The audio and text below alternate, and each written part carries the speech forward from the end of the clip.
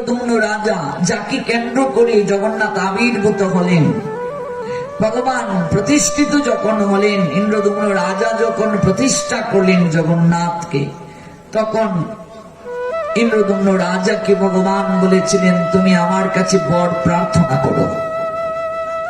ইন্দ্রদম্ন রাজা তখন করজোড়ে বলেছিলেন, প্রভু যদি বর দিতে হয় তাহলে আমার যত পুত্রগণ আছে,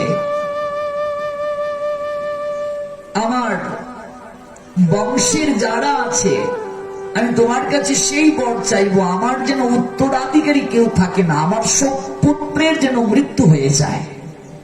আচ্ছা, আমরা কেউ পারবো এমন বর চাইতে ভগবানের কাছে? যে আমার কোন সন্তান যেন জীবিত না থাকে, তুমি আমায় এই বর দাও, যেন আমার কোন সন্তান না থাকে, উত্তরাধিকারী না থাকে। কারণ আমার যদি কোনো উত্তরাধিকারী থাকে, যদি কোনো সন্তান জীবিত থাকে, তাহলে পরবর্তীতে ওরা সবাই দাবি করবে যে এই মন্দির আমাদের পিতা প্রতিষ্ঠা করে গিয়েছেন। ভালো করে লক্ষ্য করবেন বিষয়টি, বর্তমানে তাই হচ্ছে। এটা আমাদের মন্দির, বর্তমানে দেখবেন সব লোক দেখানো, ধর্ম কর্ম মন্দির, যত কীর্তন, এক পাড়ায় দুটা তিনটা কীর্তন, গ্রামাঞ্চলে এগুলো বেশি, এক পাড়ায় দুটা তিনটা রথ, শুধু লোক দেখানো সব চলছে। যে আমার যেন কোন সন্তান জীবিত না থাকে, আমার যেন কোনো উত্তরাধিকারী না থাকে, কারণ ওরা পরবর্তীতে দাবি করবে যে আমার বাবা স্বয়ং ভগবানকে প্রতিষ্ঠা করেছেন, এই মন্দির আমাদের, উত্তরাধিকারী সূত্রে এটাকে তখন তারা ব্যবসার প্রতিষ্ঠান বানিয়ে দেবে।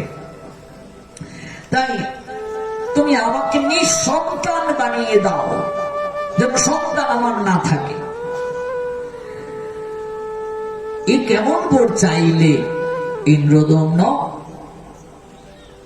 গুন্ডিচা দেবীর চোখ বেয়ে ঝরঝর করে জল পড়তে শুরু করলো।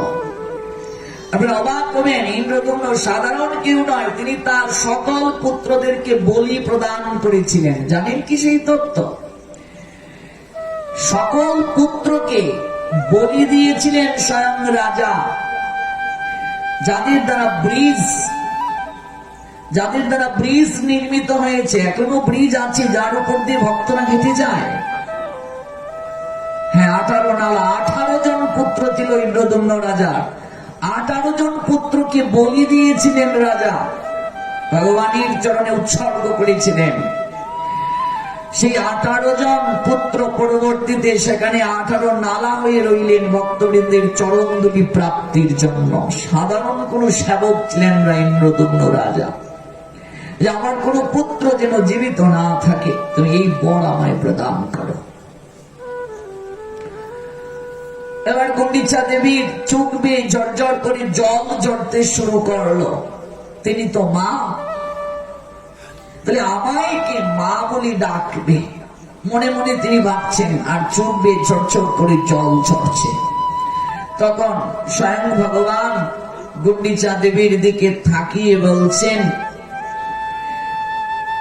যে এত বড় উৎসর্গ জগতের তরে তোমরা করলে, এই জগৎ সংসারে যার কেউ নেই, যে পতিত, যে পামর, আমি তার জন্য পরম পাপেও হই, পরম দয়াল হয়ে তাকে কৃপা প্রদান করি। কাজে আমি তোমায় কথা দিলাম, আমি তোমার নিকট থেকে বাৎসল্য প্রেম সাধন করব।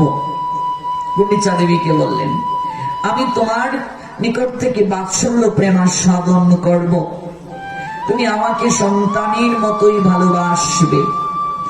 আমার মা যেমন যশোদা, আমার মা যেমন দেবকী, আমার মা যেমন রোহিণী, তুমিও আমার মায়ের মতোই হলে। আজ থেকে আমি তোমাকে মাসি বলে সম্বোধন করলাম।